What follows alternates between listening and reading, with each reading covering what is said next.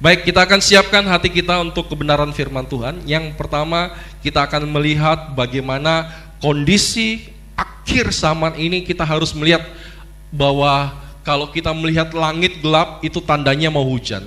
Begitu juga kalau kita melihat tanda-tanda akhir zaman, kita mengetahui bahwa kita hidup di akhir zaman ini.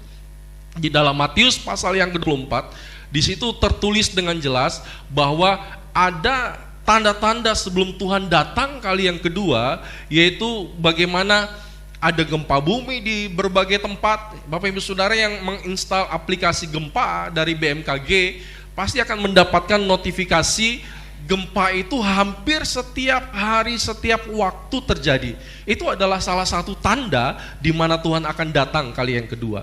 Bangsa akan bangkit melawan bangsa, negara akan bangkit melawan negara, kasih sebagian orang menjadi dingin. Sekarang orang saling tidak peduli, saling cuek satu dengan yang lain. Ada orang yang terkena musibah, bukannya ditolong, tetapi malah sibuk ya memvideo orang yang sedang kecelakaan dan sebagainya. Padahal tidak ada siapa-siapa di sana.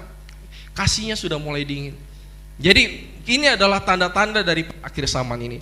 Ketika akhir zaman ini Tuhan mencatat bahwa di akhir daripada zaman ini, di masa akhir-akhir ini akan ada masa yang sukar, akan ada masa yang sulit, di mana nanti orang akan sulit mencari uang, akan sulit berusaha dan sebagainya. Ini adalah sesuatu yang sudah tertulis di dalam firman Tuhan. Tetapi buat kita anak-anak Tuhan, ada janji Tuhan yang menyertai kita, dan kita tidak akan terkena akan hal seperti itu. Seperti ketika kutuk terkena di Mesir pada waktu itu, anak-anak Tuhan yang tinggal di Goshen, mereka tidak terkena kutuk, mereka tidak terkena tulah pada waktu itu. Mereka terlindungi sebab mereka berbeda. Goshen itu letaknya tidak jauh daripada Mesir. Goshen itu adalah bagian daripada Mesir, tetapi Tuhan melindungi satu tempat itu karena ada anak-anak Tuhan di situ. Percayalah Bapak Ibu Saudara, ya, dunia ini bisa sukar, dunia ini bisa susah, tetapi anak-anak Tuhan ya berbeda. Mari kita lihat sama-sama. 2 Timotius pasal yang ketiga ayat 1 sampai dengan ayat yang kedua terlebih dahulu. Hari-hari terakhir, ini adalah hari-hari terakhir di mana kita akan datang masa yang sukar. Jadi akan datang masa yang sulit, masa sukar itu akan datang. Apakah kita sudah siap? Kalau misalkan musim dingin, kalau di Amerika, di Eropa dan sebagainya, ketika memasuki musim dingin, mereka sudah menyiapkan diri untuk mereka siapkan mantel, mereka siapkan kaos tangan, mereka siapkan syal, pakaian yang tebal. Mereka sudah siap. Kenapa? Karena mereka tahu musim dingin akan tiba. Begitu juga ketika masa sukar ini akan tiba, kita harus mempersiapkan diri dengan cara kita harus semakin dekat dengan Tuhan. Kita harus mempersiapkan diri untuk kita banyak beribadah, banyak berdoa supaya kita bisa melewati masa yang sukar itu. Ayat yang kedua, ini adalah keadaan manusia akhir zaman. Manusia akan mencintai dirinya sendiri dan mereka menjadi hamba uang. Mereka terikat dengan uang. Uang tidak salah. Kita semua butuh uang, ya. Tetapi jangan pernah kita mencintai uang, sebab cinta akan uang adalah akar daripada segala kejahatan. Ya, kita semua butuh uang. Semua orang buka toko, berusaha untuk mencari uang, tapi jangan sampai kita terikat dengan uang. Karena kita mencari uang, kita tidak datang ke gereja.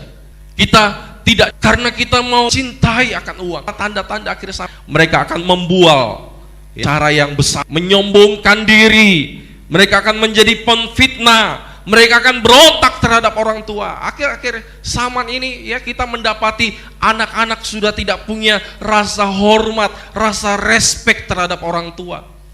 Bahkan orang tua dipanggil kau, kamu. Itu sudah tidak ada rasa respek terhadap orang tua. Kalau dulu mana kita berani berkata kepada orang tua kita kamu, kau, tidak ada yang berani. Tetapi sekarang anak-anak rasa respek hormatnya sudah berkurang. Mereka tidak menghargai orang tua ya sebagai satu sosok yang Tuhan taruh dalam hidup mereka. Ya, oleh karena itu sebagai hamba Tuhan saya menasihatkan kepada anak-anak muda di tempat ini, mari hargai orang tuamu. Jangan pernah engkau tunjuk-tunjuk mukanya. Jangan pernah engkau tidak tahu berterima kasih terhadap apa yang dia sudah kerjakan. Walaupun pendidikannya tidak setinggi kita, tapi mereka uang untuk bisa menyekolah kita, untuk lebih tinggi daripada mereka.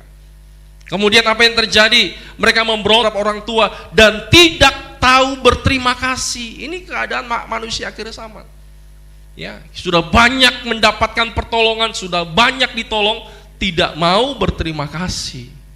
Makanya kita harus orang yang tahu berterima kasih kepada Tuhan. Seperti 10 orang ketika disembuhkan oleh Tuhan, cuman satu yang balik kepada Tuhan Yesus untuk sujud menyembah kepada Tuhan Yesus, untuk berterima kasih buat pertolongan yang Tuhan sudah kerja dalam hidupnya. Kemudian Tuhan memberikan dia keselamatan. Ya, dia datang untuk berterima kasih dan Tuhan memberikan dia keselamatan. Yang lain semua 9 itu sudah lupa, sudah pernah ditolong Tuhan.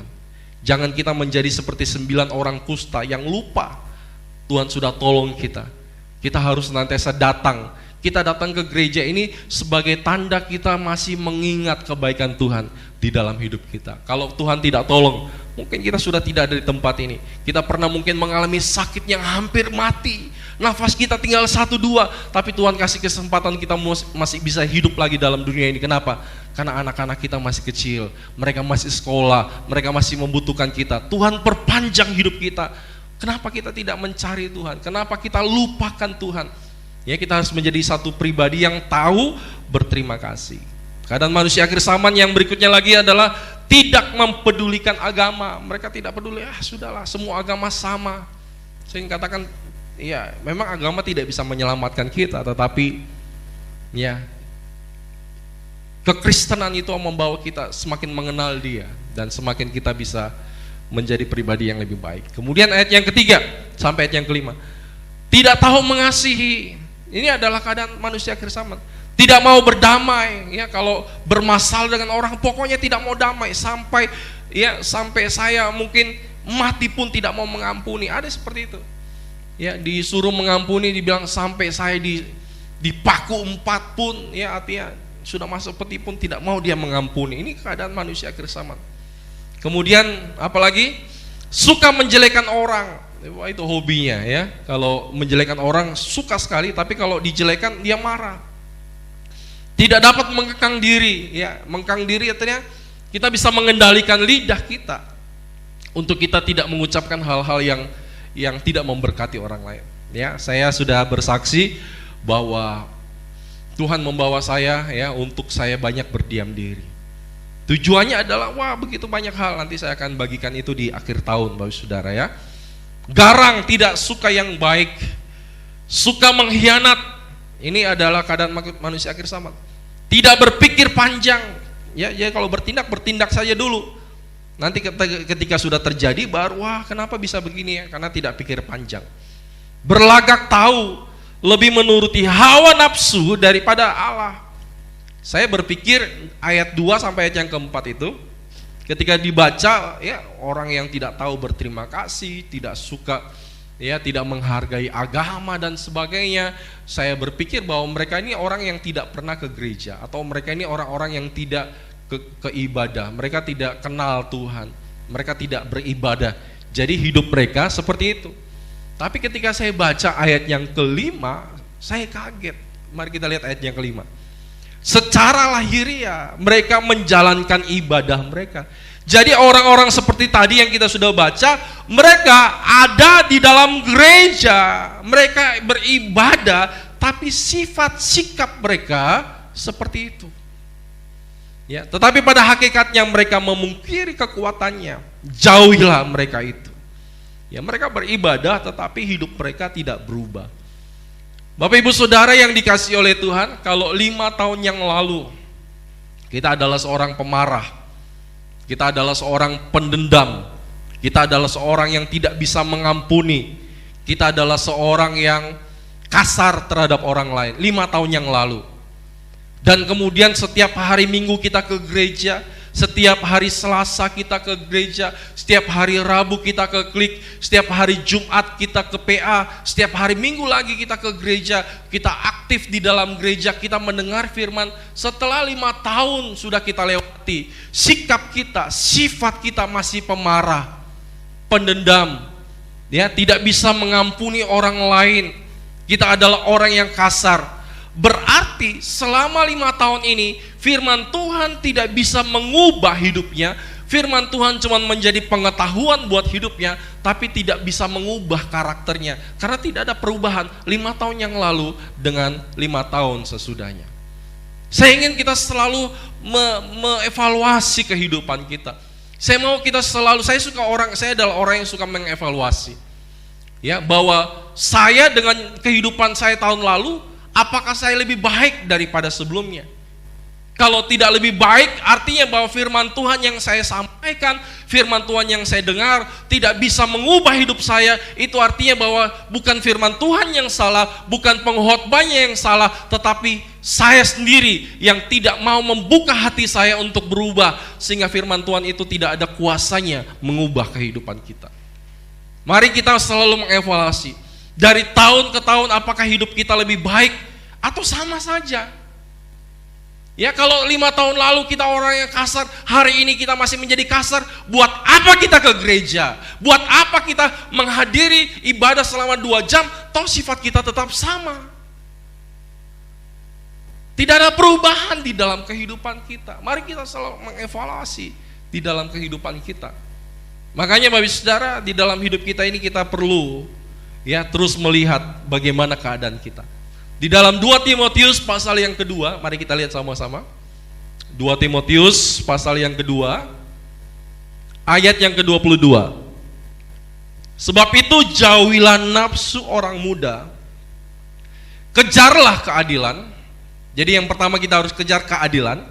Yang kedua, apa yang kita harus kejar? Kesetiaan kita harus kejar, kasih kita harus kejar, dan damai bersama dengan mereka yang berseru kepada Tuhan dengan hati yang murni. Jadi Tuhan mau kita mengejar kasih, ya, damai kita kejar, ya, kemudian kesetiaan kita kejar sampai kita bisa mendapatkan kesetiaan itu. Dan salah satu yang kita kejar adalah kita mengejar damai. Minggu lalu kita bicara tentang jangan buka celah. Ya, Bapak Ibu Saudara yang tidak datang minggu lalu bisa dapatkan di Warta Jemaat supaya kita menutup semua celah dalam hidup kita. Karena pencuri itu mencuri, membunuh, dan membinasakan hidup kita. Yohanes 10 ayat 10, dia mengintip, kalau ada celah dia masuk.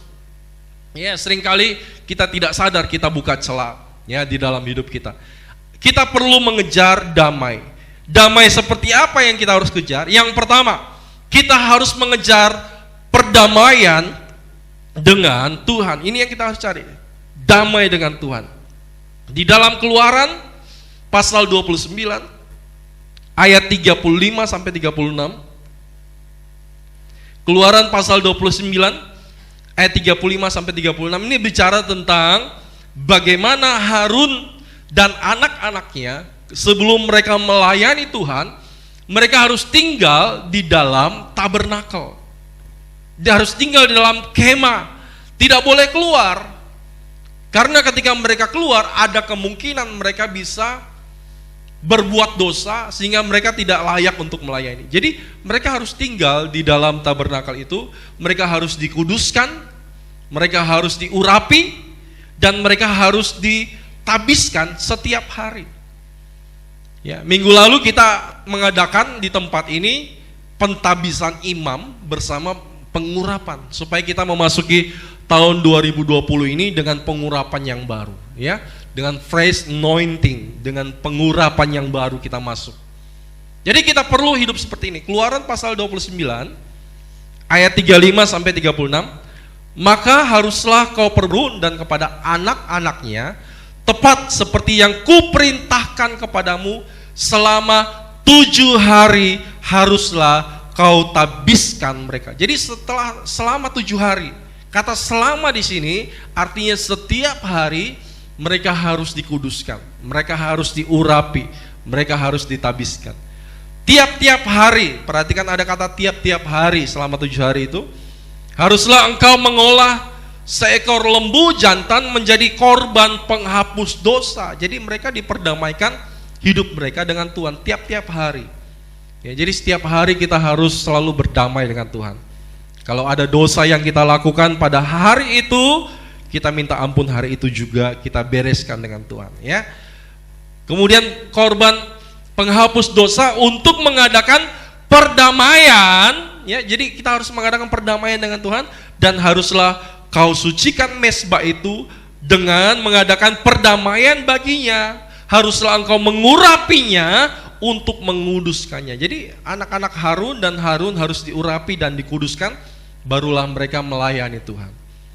Ya, kalau kita ingin ibadah kita menjadi ibadah yang penuh dengan kuasa, ada urapan Tuhan mengalir di tempat ini, para pelayan yang melayani harus mempersiapkan diri setiap hari sebelum mereka melayani. Misalkan hari ini hari Minggu, 1 minggu sebelumnya kita sudah tahu jadwal kita kan mau melayani. Kita yang melayani harus menguduskan diri, menjaga mulut, menjaga hati, menjaga kekudusan. Kalau kita ada koneksi dengan Tuhan, tidak mungkin kita bisa melakukan dosa, karena kita tahu kita sedang berkomunikasi dengan Tuhan, ada hubungan dengan Tuhan. Ya, jadi orang yang melakukan dosa adalah orang yang tidak punya hubungan di dalam kehidupannya dengan Tuhan. Ya, di dalam Roma pasal yang ketiga, mari kita lihat sama-sama ayat yang ke-23. Apa yang terjadi ketika orang itu melakukan dosa? Roma 3 ayat 23 sampai 24. Perhatikan ayat firman Tuhan. Karena semua orang telah berbuat dosa dan telah kehilangan kemuliaan Allah. Ketika orang jatuh dalam dosa, yang hilang dalam hidupnya adalah kemuliaan Allah. Apa itu kemuliaan Allah? Bisa dua artinya. Kemuliaan Allah adalah cahaya kemuliaan, ya. Di dalam kehidupan kita, wajah kita itu terpancar kemuliaan. Dalam kehidupan kita terpancar kemuliaan. Itu kalau orang itu menjaga hidupnya tidak berdosa, dia wajahnya bercahaya, kehidupannya bercahaya, itu di dalam alam roh itu terlihat cahaya itu bersinar. Ya, dia tidak bisa dilihat karena ada cahaya kemuliaan Tuhan. Tapi kalau orang itu jatuh dalam dosa, dia kehilangan cahaya itu, kemuliaan Tuhan itu. Ketika Kain membunuh Habel, mukanya mulai muram, mukanya mulai tidak bersinar. Makanya Tuhan menegur kepada Kain, Kain, kenapa mukamu muram? Ya, kenapa mukamu tidak bercahaya lagi? Karena dia habis melakukan dosa. Orang kalau habis melakukan dosa itu kelihatan dari mukanya. Mukanya tidak bercahaya. Mukanya kayak semacam ada sesuatu yang hilang dari kehidupan. Itu arti daripada kemuliaan Tuhan yang pertama. Yang kedua, arti daripada kemuliaan Allah adalah karakter Allah yang hilang. Apa itu karakter Allah? Allah itu kasih, Allah itu setia, Allah itu sabar, Allah itu adalah satu pribadi yang begitu lemah lembut dan sebagainya. Itu hilang dari kehidupan kita. Yang ada adalah sifat-sifat daripada iblis yang cenderung muncul dalam kehidupan kita. Kita kasar, kita menjadi pribadi yang pemurung dan sebagainya. Kita tidak bisa ceria. Kenapa? Karena ada dosa dalam kehidupan kita. Ya, mari kita mengoreksi setiap kehidupan kita, ya, jangan sampai kita kehilangan kemuliaan Allah. Dikatakan ayat 24, dan oleh kasih karunia telah dibenarkan. Kita dibenarkan bukan karena perbuatan baik kita. Bapak Ibu Saudara, ketika habis melakukan dosa, biar engkau puasa selama 40 hari, ya, kemudian baca Alkitab, terus baca, tidak bisa menghilangkan dosa dalam kehidupanmu. Supaya dosa itu hilang, engkau harus akui di hadapan Tuhan. 1 Yohanes 1 ayat ke-9 berkata bahwa Allah itu setia dan adil, mengampuni segala dosa dan pelanggaran kita. Minggu lalu kita sudah belajar bagaimana kita yang jauh, kita menjadi seteru Tuhan, kita menjadi musuhnya Tuhan, telah dibawa mendekat kembali oleh darah Yesus. Jadi dosa-dosa itu bisa dihapus oleh darah Yesus. Jadi dalam buku kehidupan, semua yang kita lakukan dari jam berapa, tanggal berapa, semuanya tertulis. Dosa-dosa apa semua tertulis dalam buku kitab kehidupan. Di saat kita mau mengakui di hadapan Tuhan, Tuhan ampuni saya Tuhan, Tuhan akan basuh, Tuhan akan bersihkan semua perbuatan-perbuatan kita yang jahat itu dengan darah Yesus. Sehingga kehidupan kita sekarang berdamai dengan Tuhan. Itu yang pertama, itu hubungan vertikal ke atas, berdamai dengan Tuhan. Yang kedua, yang kita harus kejar, damai yang kedua adalah damai dengan sesama. Ini hubungan horizontal. Tadi yang pertama adalah vertikal, ke atas dengan Tuhan. Sekarang yang kedua yang kita harus kejar adalah hubungan horizontal, damai dengan sesama. Artinya bahwa kalau kita mengasihi Tuhan, kita juga harus mengasihi sesama. Kalau kita mengasihi Tuhan, kita tidak mengasihi sesama, Alkitab mengatakan kita adalah seorang pendusta. Apa itu pendusta? Pembohong. Bagaimana kita bisa mengasihi Allah yang tidak kelihatan, sedangkan yang kelihatan saja kita tidak kasih? Mari kita lihat sama-sama. 1 Yohanes pasal yang keempat, ayat yang ke-20 sampai 21. 1 Yohanes pasal yang keempat, ayat 20 sampai 21. Perhatikan firman Tuhan. Jikalau seorang berkata, aku mengasihi Allah.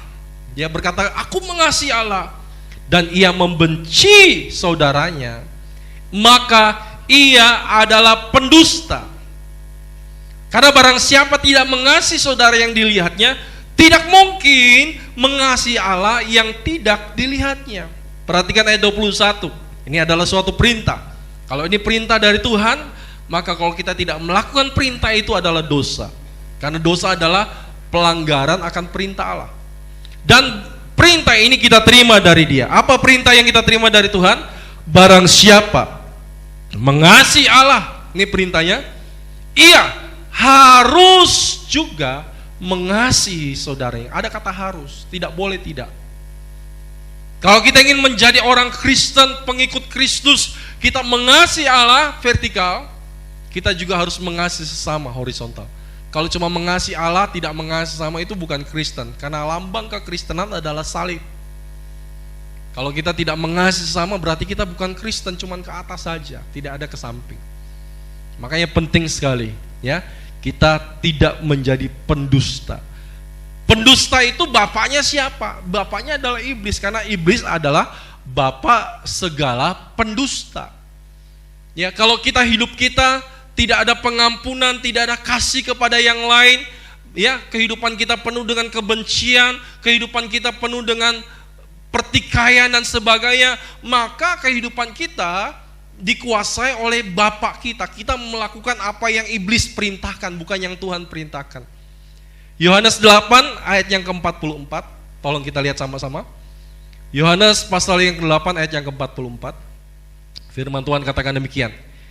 Iblislah yang menjadi bapakmu, dan kamu ingin melakukan keinginan-keinginan bapakmu. Ya, jadi ada orang yang hidup dalam kebencian, itu karena iblis ingin dia hidup seperti itu. Makanya dia melakukan keinginan-keinginan bapaknya. Hidup terus dalam kebencian, kepahitan. Ya, sudah dikatakan mengampuni, tidak mau. Berarti dia mengikuti keinginan-keinginan bapaknya. Siapa bapaknya? Iblis bapaknya. Ia adalah pembunuh manusia sejak semula dan tidak hidup dalam kebenaran. Di dalam kehidupan iblis tidak ada kebenaran. Sebab di dalam dia, di dalam iblis tidak ada kebenaran. Apabila ia berkata dusta, ia berkata atas kehendaknya sendiri, sebab ia adalah pendusta dan bapa segala pendusta. Jadi kalau kehidupan kita penuh dengan dusta, penuh dengan kebohongan, orang yang hidup dalam kebohongan adalah begini, ia di dalam gereja dia bisa menyanyi tentang Tuhan, aku mengasihi Tuhan, tapi dalam hidupnya ada kebencian, dia sedang berbohong kepada semua orang, dia sedang berbohong terhadap dirinya sendiri, dia sedang berbohong kepada Tuhan, dia sedang berdusta, dan bapaknya adalah iblis. Ya. Tetapi kalau kita adalah anak-anak Allah, firman Tuhan berkata di dalam Matius pasal yang ke-5, berbahagialah orang-orang yang membawa damai, karena mereka disebut anak-anak Allah. Kita adalah peacemaker, bukan troublemaker. Jadi kalau kita membawa damai dimanapun kita berada, kita bisa mengasihi, kita adalah anaknya Allah. Kalau kita tidak bisa mengasihi, hidup kita penuh dengan kepahitan, kebohongan dan sebagainya, kita adalah anaknya iblis. Jadi tinggal pilih, kita ingin menjadi anaknya Tuhan, peacemaker, atau menjadi troublemaker, selalu bermasalah, selalu membuat masalah, karena iblis itu sumber daripada masalah. Ya, makanya Bapak Ibu Saudara, kita ingin hidup damai atau tidak damai bukan karena orang lain. Ya, saya tidak damai karena dia. Dia terus buat saya susah. Saya tidak damai karena orang itu. Kenapa? Karena dia selalu cari gara-gara. Saya tidak bisa damai karena mertua saya selalu menekan hidup saya. Saya ingin katakan, apapun yang orang perbuat dalam hidupmu, damai atau tidak damai bukan dari mereka. Tapi damai atau tidak damai itu tergantung dari hati kita. Amin. Apapun yang orang perbuat dalam hidup kita, kalau kita tidak memilih sakit hati, kita tidak memilih kecewa, kita tidak memilih untuk marah, maka semua orang itu tidak bisa buat apa-apa dalam hidup kita, karena kita jaga hati kita. Makanya firman Tuhan katakan di dalam Roma pasal yang ke-12, mari kita lihat sama-sama. Roma pasal 12 ayat 17 sampai 18. Roma 12 ayat 17 sampai 18 firman Tuhan katakan begini. Janganlah membalas kejahatan dengan kejahatan. Lakukanlah apa yang baik bagi semua orang, sedapat-dapatnya, kalau hal itu bergantung padamu. Jadi hidup damai atau tidak damai itu bergantung pada kita, bukan pada orang lain. Hiduplah dalam perdamaian dengan semua orang. Jadi Bapak Ibu Saudara, kita belajar sesuatu bahwa masalah bukanlah masalah kalau kita tidak anggap itu sebuah masalah. Saya ulangi, mungkin Bapak Ibu Saudara tidak mencerna kalimat ini. Masalah bukan masalah kalau kita tidak anggap itu masalah. Ya, tidak masalah. Kita tidak anggap masalah, tidak menjadi masalah. Tapi masalah akan menjadi masalah kalau kita anggap itu masalah. Istri kita buat sesuatu padahal tidak salah, tapi kita anggap itu masalah, akan jadi masalah. Suami kita buat sesuatu kayak kita, bagi kita ini salah, kita jadikan masalah, akan menjadi masalah. Tapi kalau kita tidak anggap ini masalah, bukan masalah. Dan kita hidup dalam damai saja. Mari kita ulangi kalimat ini, Saudara. Yang pertama adalah masalah bukanlah masalah kalau kita tidak anggap sebagai masalah. 1, 2, 3. Masalah bukanlah masalah kalau kita tidak anggap ini adalah sebuah masalah. Itu yang pertama. Yang kedua, ya, masalah akan menjadi masalah kalau kita mempermasalahkannya. 1, 2, 3. Masalah akan menjadi masalah kalau kita mempermasalahkannya. Bisa dicatat, ya, di status di Facebook untuk mengingatkan kita, mengingatkan orang lain akan firman Tuhan di hari ini. Yang kedua, yang ketiga tadi, yang pertama adalah kita harus mengejar damai dengan Tuhan, yang kedua kita harus mengejar damai dengan sesama, yang ketiga kita harus mengejar damai dengan diri kita sendiri. Orang yang belum berdamai dengan dirinya, seringkali dia akan bermasalah dengan orang lain. Banyak orang belum berdamai dengan dirinya. Dia merasa dia adalah orang yang tertolak, dia adalah orang yang kepahitan, dia adalah orang yang kecewa, dia adalah orang yang tidak dianggap oleh orang lain, dia adalah orang yang diabaikan, dia adalah orang yang dipandang remeh. Itu menurut dia. Dia merasa seperti itu dalam hatinya. Sehingga kalau dia dalam keadaan seperti itu, selama itu ketemu dengan siapa saja, dia akan bermasalah. Orang yang bermasalah dengan dirinya cenderung akan bermasalah dengan orang lain. Ya, dia pikir bahwa masalah ini datang dari si A. Ketemu si B, dia bermasalah lagi dengan si B. Dengan C, dia bermasalah lagi. Ternyata masalahnya bukan pada si A, B, dan C, tapi masalahnya ada pada diri sendiri. Ya, saya sudah pernah memberikan cerita ini, saya ulangi sekali lagi. Ada seorang kakek-kakek tua, dia sedang tidur di kursi sofanya, dia sedang asik tidur di situ. Kakek ini dia punya kumis yang tebal. Ya, lagi tidur begitu, cucunya datang. Wah, kakek sedang tidur. Cucunya pergi ke dapur, dia cari terasi kendari. Ya, yang tercium bau sedap sekali. Dia oles tangannya dia oles terasi di tangannya, kemudian dia taruh di kumisnya opa yang lagi tidur. Wah, iseng sekali nih cucunya ini. Ya, ketika opa bangun, opa bilang, "Kenapa bau terasi di tempat ini?" Ya, opa masuk ke kamar. Di kamar juga bau terasi. Ya, dia ke dapur, di dapur bau terasi. Ya, karena mungkin dapur ya. Dia coba pergi ke tetangga di sebelah rumah.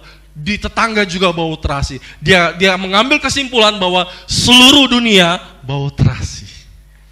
Padahal terasi itu ada pada kumisnya, pada dirinya. Inilah yang sering kali terjadi. Ada orang yang bermasalah di satu gereja, coba dia pindah ke gereja lain. Ya, kayaknya di gereja yang lain saya tidak bermasalah. Di gereja yang satu bermasalah lagi. Dia pindah lagi ke gereja lain, bermasalah lagi. Ternyata masalahnya bukan pada gereja di mana dia pindah, tapi masalah ada sama dirinya. Dia perlu bereskan, dia perlu berdamai, dia perlu menyelesaikannya. Kalau tidak, selama itu dia akan bermasalah dengan orang lain. Sama seperti sebuah kolam ikan, Bapak Ibu Saudara. Kolam ikan itu kan, wah, cantik sekali ya. Banyak ikan-ikan yang sedang berenang lagi, wah, pokoknya cantik sekali. Ya, kita iseng aja ambil batu. Ya. Ambil batu, kemudian kita lemparkan ke dalam kolam ikan itu. Ketika kita lemparkan ke dalam kolam ikan itu, ikan-ikan jadi panik. Ya, dia kesana kemari, tiba-tiba kolam yang tadinya bersih sekali, jernih sekali, tiba-tiba jadi kotor. Wah, keruh, kotor sekali. Ya, pasti kita bilang begini, ini gara-gara batu ini. Coba tidak ada batu, itu kolam tetap bersih. Sumbernya pasti dari batu. Saya ingin katakan, batu tadi cuman mengungkapkan di bawah dasar kolam itu ada kotoran yang mengendap kurang lebih 5 cm tebalnya, itu tidak naik. Tetapi ketika kita melemparkan batu itu ke dalam kolam itu, kotoran itu naik. Jadi bukan karena batu itu kolam itu jadi kotor, tapi batu itu menunjukkan kotoran-kotoran yang ada di dalam dasar kolam itu. Begitu juga di dalam kehidupan kita. Kadang-kadang kita berkata, karena dia, hidup saya jadi begini. Padahal kita tidak melihat, di dalam hati kita ada kotoran-kotoran yang mengendap. Jadi ketika orang datang menyentuh hidup kita, mengorek hidup kita, tiba-tiba kita menjadi kotor. Wah, ini gara-gara orang itu, gara-gara dia ini saya jadi begini. Padahal kotoran itu sudah lama di dalam hatinya. Makanya kita perlu membersihkan hati kita setiap hari. Apapun yang orang perbuat di dalam hidup kita, tidak akan kita kotor dalam kehidupan kita. Kita tidak ada perkataan yang kotor. Kalau ada perkataan yang kotor yang keluar dari kehidupan kita gara-gara orang lain, bukan karena orang itu yang membuat kita berkata kotor, tapi memang kotoran itu sudah lama mengendap di hati kita. Ya, saya sejak dari kecil SMP sudah tidak pernah bicara kotor sampai saya besar sampai sekarang. Ya, karena kenapa? Karena saya berusaha untuk membersihkan terus hati saya. Orang yang masih ada perkataan kotor yang keluar dari mulutnya, entah itu nama-nama binatang, apalah yang disebut semuanya, itu artinya masih ada yang kotor yang di dalam hatimu. Firman Tuhan katakan begini, sebab ketika hatimu penuh, itu keluar lewat mulut. Saya bisa mengetahui hati Bapak Ibu Saudara, apakah hati Bapak Ibu Saudara sedang baik-baik saja, bersih atau keadaannya bersih dan keadaannya tidak kotor, itu bisa dilihat dari mulut kita. Kalau mulut kita selalu mengeluarkan perkataan yang negatif, perkataan yang pahit, menusuk hati orang lain, yang melukai orang lain setiap waktu, artinya hatimu sedang luka, hatimu sedang kotor. Mari kita lihat sama-sama Bapak Ibu Saudara di dalam Matius pasal yang ke-15 ayat yang ke-18. Matius pasal yang ke-15 ayat 18. Matius 15 ayat 18. Tetapi apa yang keluar dari mulut, apa yang keluar dari mulut kita berasal dari hati, dan itulah yang menajiskan orang. Jadi Bapak Saudara, apa yang keluar dari mulut kita itu mencerminkan hati kita. Kalau ingin lihat mulut istrimu, ya, apa yang dia ucapkan setiap hari, itulah isi hatinya. Kalau setiap hari yang dia ucapkan hanya mengeluh, yang diucapkan hanya maki-maki orang, sesuatu yang kotor selalu keluar dari mulutnya, artinya hatinya kotor. Ya, makanya kita perlu membersihkan hati kita setiap hari supaya kita senantiasa bisa mengeluarkan sesuatu yang baik di dalam kehidupan kita. Ya, seringkali di dalam kehidupan kita ada sesuatu yang terjadi, stres, depresi, segala masalah-masalah yang datang dalam hidup kita membuat kita sepertinya tidak tahan lagi. Ada orang-orang yang berpikir ingin mengakhiri hidupnya, ingin supaya masalahnya semua bisa selesai karena dia capek dengan hidupnya. Ada orang-orang yang sedang dalam keadaan depresi karena tidak ada uang, ya, tokonya sepi, usahanya, masalah dalam rumah tangga begitu banyak sehingga mengalami depresi. Makanya kita perlu kadang-kadang di dalam hidup kita perlu namanya hibernasi. Hibernasi itu kayak semacam Bapak Ibu Saudara kalau di komputer, ya, ada yang dinamakan dengan shutdown, ya, untuk matikan komputer. Ada yang dinamakan dengan restart atau kita mengulangi dari awal. Ada yang dinamakan dengan hibernasi. Apa yang dinamakan dengan hibernasi? Hibernasi adalah keadaan di mana komputer kita sedang tidak pakai dan kita tidak mau matikan juga karena kita butuh cepat untuk dihidupkan. Kita tekan hibernasi. Ketika kita tekan hibernasi, layarnya tiba-tiba mati, sepertinya keadaannya lagi mati, tapi mesinnya hidup. Di dalam hidup kita kadang-kadang kita perlu hibernasi. Hibernasi itu adalah waktu di mana kita, ya, di dalam aktivitas kita berhenti sejenak, ya. Kita tidur siang kah atau tidur lebih cepat di waktu malam karena kita sudah lelah, karena kita sudah capek. Hari-hari ini ada begitu banyak Natal, ya, anak-anak di tempat ini mendekor sampai subuh, sampai jam 5 pagi di tempat ini, dan banyak hal yang dipikirkan. Saya capek sekali ketika bangun pagi-pagi, ya, saya bangun jam 5, waduh, kayak badan ini semua capek dan sebagainya, saya tidur lagi. Ya, ketika sudah pagi bangun lagi, saya katakan kepada istri saya, tolong jangan bangunkan saya mau tidur lagi, saya capek sekali, saya tidur lagi. Saya melakukan hibernasi karena saya tahu kalau saya kurang tidur, saya kurang istirahat, maka segala sesuatu yang saya lihat pasti salah. Saya pasti bermasalah dengan istri saya, apa saja yang istri saya buat, ini salah, ini tidak bagus, ini salah. Saya selalu dalam keadaan kalau saya kurang tidur, kurang istirahat, stres, saya pasti akan marah kepada istri saya. Saya lihat anak saya selalu bermasalah, saya akan marah sepanjang hari. Kenapa? Karena saya stres dan kurang tidur. Makanya saya tahu, ini salah satu hal yang di dalam hidup saya tidak boleh kecapean. Ada banyak hal yang perlu saya pikirkan, tahun depan harus buat apa, saya perlu istirahat yang cukup.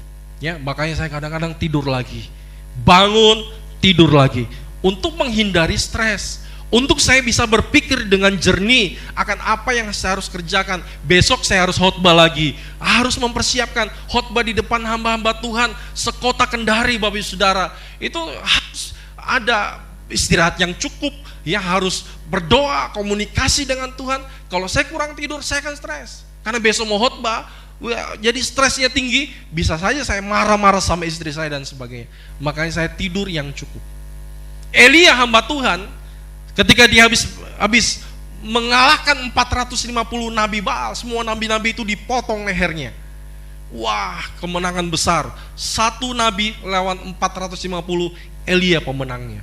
Tetapi setelah dia mengadakan KKR itu besar-besaran, dia capek. Ini yang hati-hati. Kalau kita habis mengadakan acara-acara besar, ada kemungkinan kita capek, kita lelah. Kalau kita sudah capek, kita emosi.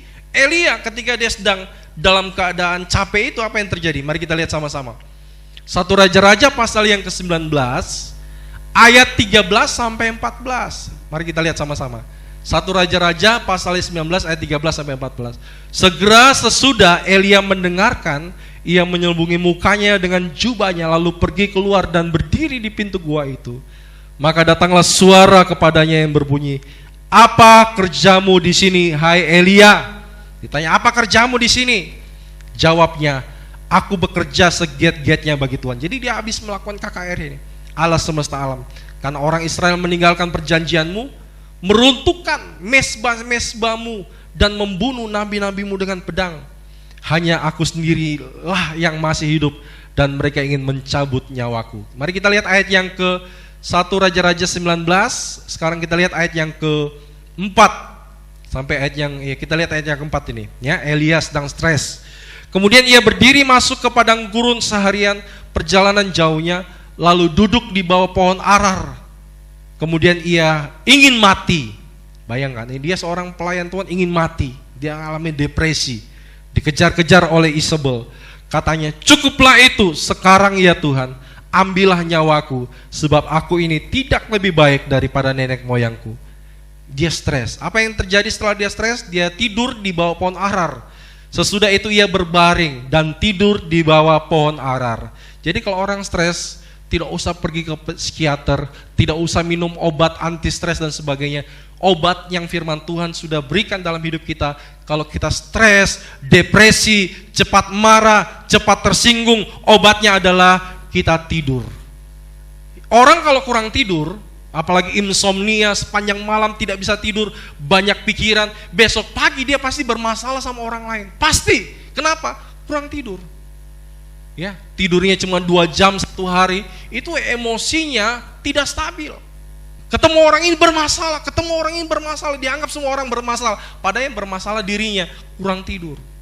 Makanya ketika dekorasi kemarin, ya istri saya selalu nasihati kepada anak-anak dekor, kalian harus tebus dengan tidur siang yang cukup lama, karena kalian tidak tidur sepanjang malam, supaya tubuh kalian fit, ya emosi stabil dan tidak sensitif. Karena Bapak Ibu Saudara, di dalam setiap acara Natal di semua gereja, seksi yang paling sering terjadi pergesekan di antara acara-acara Natal adalah seksi konsumsi.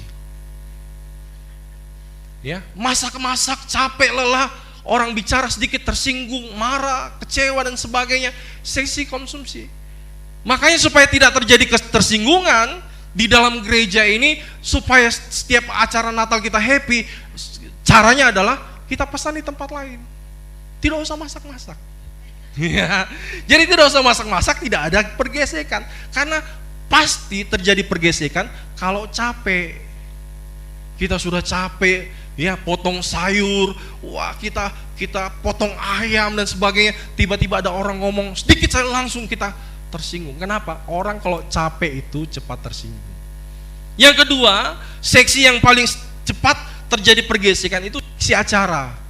Ya, kita mengatur acara, pemain musik dengan singers, pemain musik dengan VL, kadang-kadang terjadi persoalan dengan choir, dengan pokoknya terjadi persoalan. Yang paling banyak terjadi ketersinggungan itu seksi acara. Dan yang ketiga, seksi dekorasi.